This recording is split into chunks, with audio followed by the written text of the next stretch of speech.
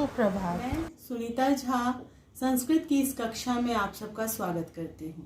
बच्चों, इससे पहले हमने वर्ण विचार के बारे में जाना था विस्तार से। उसमें हमने वर्णों के तीनों भेदों को देखा और वर्ण विच्छेद करना सीखा, वर्ण संयोजन करना सीखा। आज हम जानेंगे जैसे लिंग, वचन, उसके बाद हम जानेंगे धातु अर्थात क्रिया के बारे में, उसके रूपों के बारे में। ठीक है बच्चों, तो शुरू करें।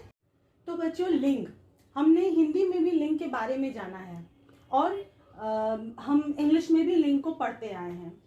लिंग का मतलब होता है जिस शब्द के मदद से हम किसी वस्तु या किसी व्यक्ति के बारे में ये चीज जानते हैं कि वो स्त्री जाति का है या पुरुष जाति का है या किसी अन्य जाति का है।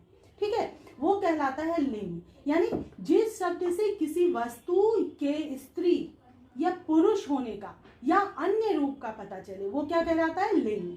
ठीक है बच्चों, बोलचाल में लिंग का बहुत ज्यादा महत्व होता है। अगर हम ये कहते हैं हवा बहता है, तो इसका मतलब सामने वाला आराम से समझ सकता है कि इसे लिंग का ज्ञान बिल्कुल भी नहीं है।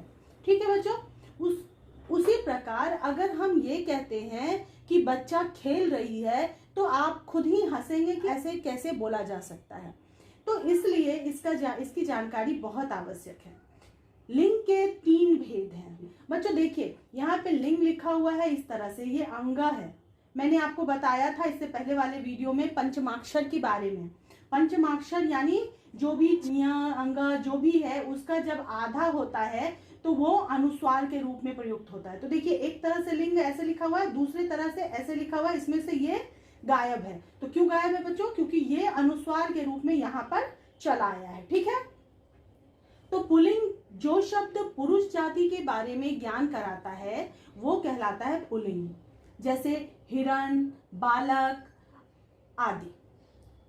स्त्रीलिंग शब्द जो शब्द स्त्री जाति का बोध कराए, जैसे रमा, अंबा आदि। उसके बाद है नपुंसक लिंग। ये दोनों तो हमने हिंदी में भी पढ़े हैं, लेकिन ये शब्द जो है वो हम हिंदी में नहीं पढ़ते। नपुंसक लिंग उन शब्दों को कहा जाता है, उस लिंग को कहा जाता है जो ना तो पुरुष जाति का बोध कराता है और ना ही स्त्री जाति का। ठीक है बच्चों, जैसे पुस्तक हुआ, जैसे मित्र हुआ, जैसे जल हुआ, ये सब क्या है? ये सब किसी भी जाति का बोध नहीं कराता। तो जिस शब्द से न पुरुष जाति का बोध हो ना ही स्त्री जाति का, जैसे जलम, वस्त्रम आदि।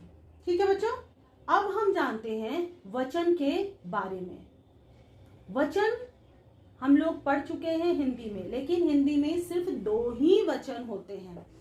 संस्कृत में आते ही वो 3 हो जाते हैं। वचन का मतलब होता है वो शब्द जो किसी वस्तु या व्यक्ति की संख्या के बारे में बताए। जैसे कि हम बोलते हैं बालक, बालक से आप समझ जाते हैं कि किसी एक बच्चे के बारे में बात की जा रही है। लेकिन जैसे ही बोलते हैं बालकों, तो आपको समझ में आता है कि ये एक से ज्यादा बच्चे की बात की जा रही है। महिला एक औरत है, महिलाएं अवश्य एक से अधिक हैं। तो इस तरह से ये मैंने हिंदी के बारे में बताया। ठीक है, तो वचन क्या होता है? किसी वस्तु या व्यक्ति की संख्या का बोध कराने वाले शब्द। ठीक, अब देखिए, इसको भी 3 भेद में बांटा गया है। पहला एक वचन, किसी एक व्यक्ति या वस्तु का बोध कराने वाला शब्द, जैसे छात्रा, महिला, कलमम, जैसे पात्रम आदि। सिर्फ एक के बारे में बात की जा रही है। अब आते हैं द्विवचन में। द्विवचन जो 2 व्यक्ति या वस्तु का बोध कराता हो। हिंदी में हम सिर्फ एक वचन और बहुवचन पढ़ते हैं। एक से ज्यादा जो भी हो, यानी 2 भी हो, तो वो बहुवचन में आता है ना। लड़के खेल रहे हैं, बच्चे खेल रहे हैं, 2 भी होगा तो भी ऐसे ही बोला जाएगा। लेकिन संस्कृत में नहीं, 2 बच्चे होंगे तो वहां पर बालका खेलता हो जाएगा, यानी कि इसमें द्विवचन भी होता है जो कि हिंदी में नहीं होता। तो जो सिर्फ 2 वस्तु या व्यक्ति का बोध कराए वो कहलाते हैं द्विवचन, जैसे छात्रों, महिले, कंदुके आदि।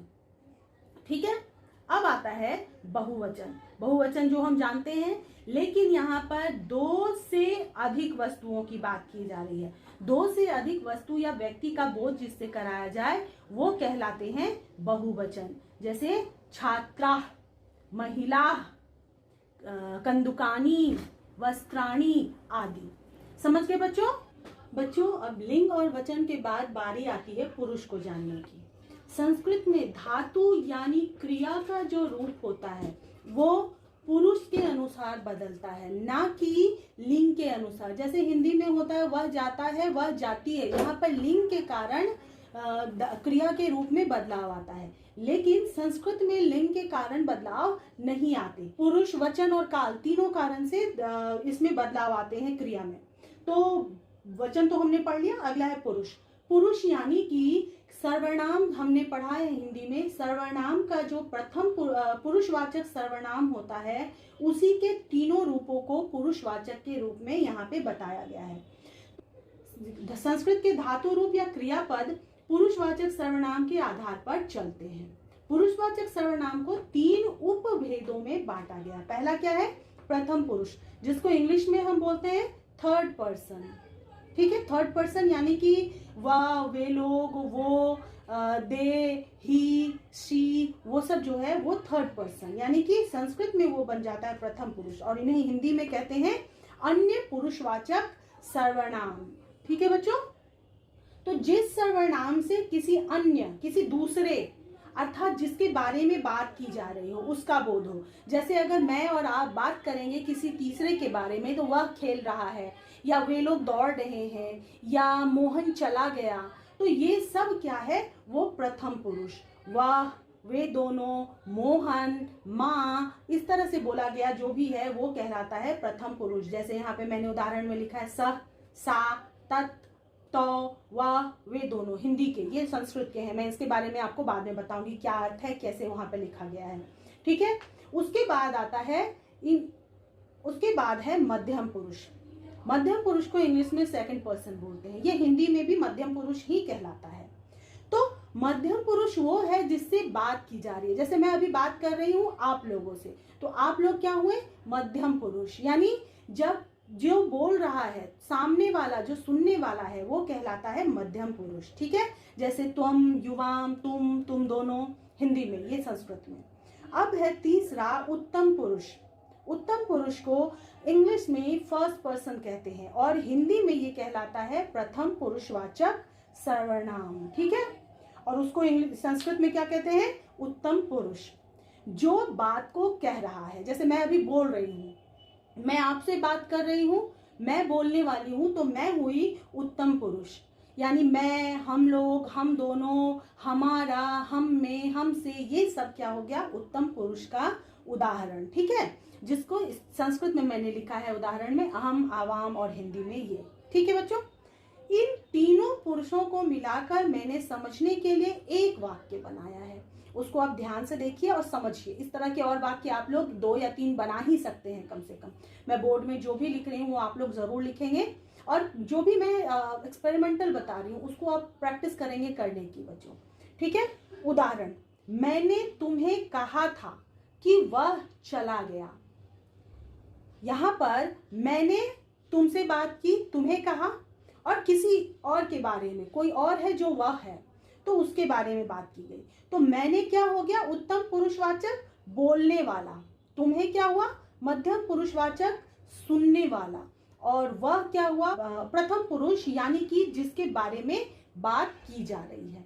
ठीक है बच्चों, प्रथम पुरुष मैंने जो बोल रहा है, तुम्हें मध्यम पुरुष जो सुन रहा है, और वह प्रथम पुरुष जिसके बारे में बात की जा रही है। मैंने बताया कि धातु काल के अनुसार भी बदलते हैं, तो मैं काल के बारे में बताऊंगी और उसके साथ 1-2 धातु जोड़कर भी समझाऊंगी। तो बच्चों, अब सबसे पहले जानते हैं कि आखिर ये धातु क्या है। धातु, जिसके बारे में भी बताया कि धातु रूप या क्रियापद जो है वो काल या लकार के अनुसार बदलता है। तो अब ये धातु क्या है? धातु क्रिया के मूल रूप को कहते हैं, यानी जिन शब्दों से क्रिया बनता है। जैसे हमने हिंदी में भी जाना है कि लिख से बनता है लिखना, पढ़ से बनता है पढ़ना, उसी तरह संस्कृत में भी है, क्रिया का मूल रूप ही धातु कहलाता है। लिख से लिखना, पठ, गम आदि, ये सब हुए धातु। अब धातु को किस तरह से, अब जैसे लिखना हम लोग हर जगह हिंदी में तो लिखते नहीं है, राम लिखना नहीं लिखते, राम लिखता है या लिखता था या लिखेगा, इस तरह से लिखते हैं। बिल्कुल उसी तरह लकार यानी कि काल जो है उसके बारे में जानते हैं। धातु रूपों या क्रियापदों का काल यानी समय जो होता है उसी को लकार कहते हैं। हालांकि संस्कृत में लकार 10 हैं, लेकिन सामान्य रूप से जानकारी हम लोग मुख्य 5 का ही प्राप्त करते हैं। पहला है लट लकार, जिसको वर्तमान काल कहते हैं, जो अभी चल रहा है, जो समय अभी चल रहा है वो वर्तमान काल। दूसरा है लृट लकार यानी कि भविष्यत काल, आने वाला समय लृट लकार कहलाता है। तीसरा है लंग लकार, जो बीत गया, भूतकाल। चौथा लोट लकार, ये समय नहीं है बल्कि ये वो बताता है जब किसी को किसी चीज की आदेश दी जाए या निर्देश दिया जाए, तुम जाओ, तुम खा लो, तुम पढ़ो, वो कहलाता है आज्ञा के अर्थ में, यानी लोट लकार। बच्चों हलंत का ध्यान रखिएगा, हमेशा इस तरफ जाता है, कभी भी इस तरफ या इस तरफ नहीं हो सकता, तो ये ध्यान रखेंगे। अगला है विधिलिंग लकार यानी चाहिए के अर्थ में, तुम्हें खाना चाहिए, तुम्हें बोलना चाहिए, मुझे जाना चाहिए, इस तरह का जो भी वाक्य होगा विधिलिंग लकार के आधार पर बनता है। मैं आज आप लोगों को सिर्फ ये दो, पहला लट लकार और दूसरा लिट लकार समझाऊंगी। ठीक है बच्चों, इसके आगे हम लोग अभी बहुत कुछ जानेंगे, तो आप मेरे वीडियो को सब्सक्राइब जरूर कर लीजिएगा ताकि मेरे बताए बिना आप तक पहुंच जाए वीडियो। ठीक है, लट लकार। लट लकार जो होता है, आप ये तो समझ गए होंगे कि ये किसी शब्द में ये चीज जुड़ेंगे, धातु में जुड़ेंगे, तो वो जो जुड़ेगा, ये अंत में जो जुड़ेगा, इसको कहते हैं तिंग प्रत्यय। प्रत्यय का मतलब होता है शब्दों के अंत में जुड़कर उसके अर्थ में कुछ विशेषता पैदा करना या बदलाव लाना। ठीक है, जैसे सुंदर में ता प्रत्यय लगता है तो बन जाता है सुंदरता। बिल्कुल उसी तरह यहाँ पर धातुओं के साथ ये प्रत्यय लगेंगे और ये प्रत्यय कहलाते हैं तिंग प्रत्यय। ठीक है, अब जानते हैं लट लकार। लट लकार तो हम लोगों को पता है वर्तमान काल यानी कि जो समय अभी चल रहा है। ठीक है बच्चों, तो उसको जानने के लिए उसमें प्रथम पुरुष में आता है, यानी कि किसी और के बारे में जब हम बात करेंगे तो वहां पर लगेगा ती तह अंति, और मध्यम पुरुष के लिए सी था थ, और उत्तम पुरुष यानी कि अपने बारे में जब हम बात करेंगे तो ये मैंने लिखा है आमी आवा आमा। असल में सिर्फ होता है मी व म, लेकिन ये आ की मात्रा क्रियापदों में जुड़ती है, इसलिए मैंने ये अलग से लिख दिया, आ की मात्रा जुड़ेगी। अब यहाँ पर हम देखते हैं कि कैसे इनको धातुओं के साथ जोड़ा जाता है। तो मैंने एक धातु रूप लिया है, एक धातु है पठ।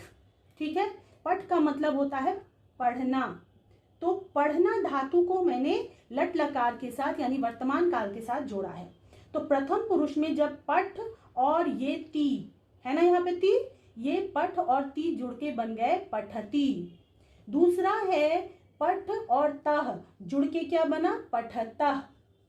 तीसरा पठ और अंति जुड़ के बनते हैं पठंती। उसके बाद मध्यम पुरुष में पठ और सी जुड़ के बन गया पठसी। पठ और ये थ जुड़ के बन गया पठथ। पठ धातु और ये थ जुड़ के बना पठत। उसके बाद आमी आवा आमा, यानी पठ के साथ आमी जुड़ा है, तो ये क्या हो जाएगा, जैसे यहाँ पे अभी तक हम लोग जोड़ रहे थे सीधे सीधे, तो पठ के साथ आ और मी है, तो आ की मात्रा यहाँ पे जुड़ेगी और ये म में ई की मात्रा लगी हुई है, पठामी। उसी तरह पठावा, उसी तरह पठामा। ठीक है बच्चों, इसमें विसर्ग का बहुत ध्यान रखेंगे और हलंत का भी। अब रही बात कि इसका अर्थ क्या हुआ। वचन के अनुसार एक वचन, द्विवचन और बहुवचन यहाँ पे लिखा हुआ है। तो एक वचन यानी कि किसी एक के बारे में, यानी एक, कोई एक है जो पढ़ता है, और पठता यानी कि कोई दो पढ़ते हैं। पठंती यानी कि कोई तीन या उससे ज्यादा लोग पढ़ते हैं। ठीक है बच्चों, समझ में आ गई होगी ये बात। पहले जो भी मैंने लिखा हुआ था वो बहुत साफ नहीं दिख रहा था, इसलिए मैंने यहाँ पे फिर से लिख दिया है और अलग अलग करके लिखा है अर्थ के साथ। पठती मतलब एक कोई पढ़ रहा हो, पठता मतलब दो कोई पढ़ रहे हो, पठंती मतलब तीन या कई पढ़ रहे हो, पठसी यानी तुम पढ़ते हो, पठता पढ़ते हो मतलब लेकिन तुम दो, कोई दो, पठथ मतलब पढ़ते हो तुम सब, पठामी यानी कि पढ़ता हूँ, मैं के लिए आमी का प्रयोग होगा। पठ आव यानी पढ़ते हैं, हम दोनों, उसके लिए हम दोनों के लिए पठावा का प्रयोग होगा। पठ आमह यानी पढ़ते हैं, हम सब, ठीक है। जब बहुवचन में होंगे हम तो यहाँ पर पठामा का प्रयोग होगा। मैंने लट लकार कहीं क्रीड धातु के साथ लट लकार को जोड़ा है। क्रीड का मतलब होता है खेलना, तो क्रीडति, क्रीडता, क्रीडंती, वही ती, तह और अंति जुड़ा है, सी, थ जुड़ा है, आमी, आव, आम जुड़ा है।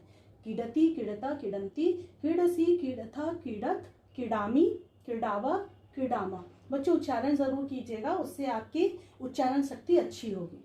उसके बाद ये हो गए लट लकार। अब लिट लकार, लिट लकार यानी भविष्य काल, आने वाला समय। इसमें बच्चों बहुत ज़्यादा समानता होती है लट लकार से। जैसे यहाँ पे ती, तह, अंति था, यहाँ पर श्यति, श्यत, श्यंति यानी श जो है वो जुड़ गया है। स्यसी, सी था, यहाँ पर थ था, तो स्यसी, स्यथ, स्यथ हो गया। श्यामी, श्याव और श्यामा, आमी, आवा, आम हो गया, श्यामी, श्याव, श्यामा। इससे याद करने में आसानी रहेगी बच्चों। अब फिर से एक प्रथम पुरुष, मध्यम पुरुष, उत्तम पुरुष के अनुसार है, यानी ये मैं के लिए है, ये तुम के लिए है और ये वह के लिए है, ठीक है। एक वचन, द्विवचन और बहुवचन, यानी किसी एक के लिए ये बोला जाएगा, मैं के लिए, वह के लिए, तुम के लिए। द्विवचन यानी वे दोनों, तुम दोनों, हम दोनों। बहुवचन यानी वे लोग, तुम लोग, हम लोग, ठीक है। कोई दिक्कत नहीं है यहाँ तक। अब इसको भी मैंने पठ धातु के साथ ही जोड़ा है। इस बार मैंने इस तरह से नहीं लिखा क्योंकि अब आप लोग समझ गए होंगे, तो इस बार मैंने सीधे से जोड़ के लिखा है। पठिष्यति, यहाँ पर ठ के साथ, पठ के साथ ई की मात्रा, छोटी ई की मात्रा जुड़ जाएगी। पठिष्यति, पठिष्यत, पठिष्यन्ति, पठिष्यसि, पठिष्यथ, पठिष्यत, पठिष्यामि, पठिष्याव, पठिष्यामा, यानी एक वचन के लिए, द्विवचन के लिए और बहुवचन के लिए, ठीक है बच्चों। यहाँ तक किसी को कोई दिक्कत नहीं होगी। ये चीज़ मुख्यतः आपको याद करना है और उसके अनुसार अन्य धातुओं के साथ इनको जोड़ना है। मैं एक और धातु आपको क्रीड धातु के साथ इसे जोड़कर दिखाती हूँ, ठीक है। क्रीड यानी खेलना। अब देखिए यहाँ पर फिर क्या हो गया, क्रीड में छोटी ई की मात्रा लग गई है, जैसे मैंने पहले बताया था पट के साथ, और फिर श्यति उसमें जुड़ गया है। फिर क्रीड ई की मात्रा और श्यता, फिर क्रीड और ई की मात्रा और श्यंती, ठीक है। उसी तरह क्रीडिष्यसि, क्रीडिष्यथ, क्रीडिष्यथ, क्रीडिष्यामि, क्रीडिष्याव, क्रीडिष्यामा, ठीक है बच्चों। यहाँ तक कोई दिक्कत नहीं होनी चाहिए। जो हम लोगों ने लट लकार और लिट लकार को जाना है, पुरुष को जाना है, लिंग और वचन को जाना है, आप पूरा अभ्यास करेंगे। ये आधार है संस्कृत का। तब तक के लिए बाय बाय, टेक केयर।